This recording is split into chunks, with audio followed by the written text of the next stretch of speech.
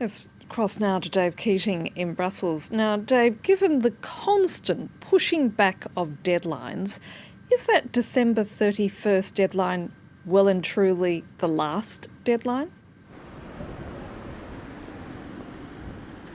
It is. As you mentioned, that all along has been the only real deadline. All of the deadlines set up till now have been arbitrary and artificial.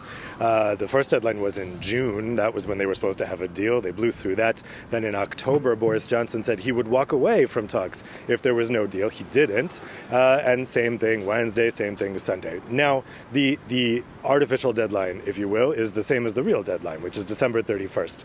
That is the day that the UK leaves the EU single market. That is also the day on which the EU's negotiating mandate for the future free trade agreement expires. So that is a very real deadline, and it will have very real consequences on that day. The question is now, is it actually just too late for an agreement to be agreed and, most importantly, ratified to take effect by 1st January? And that's the big question this week. Lots of members of the European Parliament are furious this week at the idea that they may be asked in the next 2 weeks to quickly rubber stamp an agreement that they haven't had time to actually look at and scrutinize. And this will be a hugely important economic agreement to the EU's future. It would be unprecedented for something like that to be passed in just a matter of 2 days.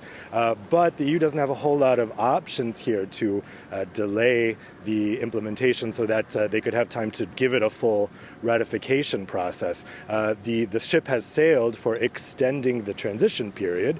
That had to be done by 1st July. Boris Johnson refused to do it, even though the EU wanted him to extend for 1 or 2 years. That leaves the possibility of provisional application, but that's not really meant for this type of context. Normally, that took place for the Canada Free Trade Deal, but that was when the European Parliament and the European Council approved the deal, but they needed time for national parliaments to approve. This time, we don't even know if national parliaments will need to approve this. Depends on its complexity. And the European Parliament is really worried that if they give this provisional approval now, they can't walk that back. They're stuck having approved a deal that maybe in the coming months they see, actually, this wasn't very good. So there's not a lot of good options here.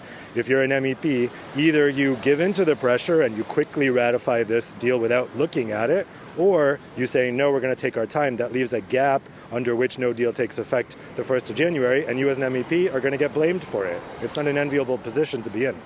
Now, given the media reports of what the UK will suffer in the event of no deal, with apparently the UK government warning supermarkets to even stockpile food, just how dire would it be for both sides? Economists are saying this could be very, very dire, particularly coming in the middle of a pandemic. Obviously, the UK will be much more affected by this than the EU, but in the EU, it kind of varies by country.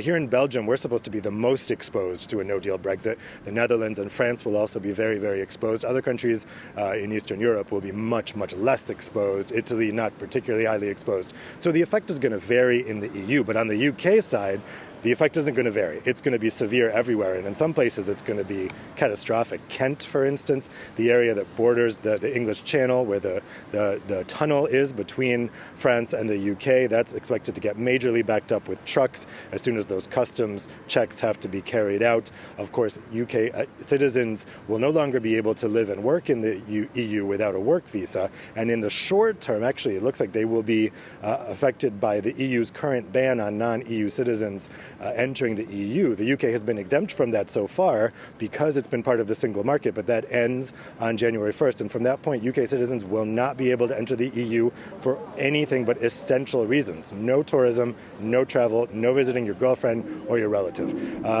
There's also maybe problems with planes taking off under the EU Single Skies Directive. There's problems with access to each other's fisheries, obviously. We've heard movements about that.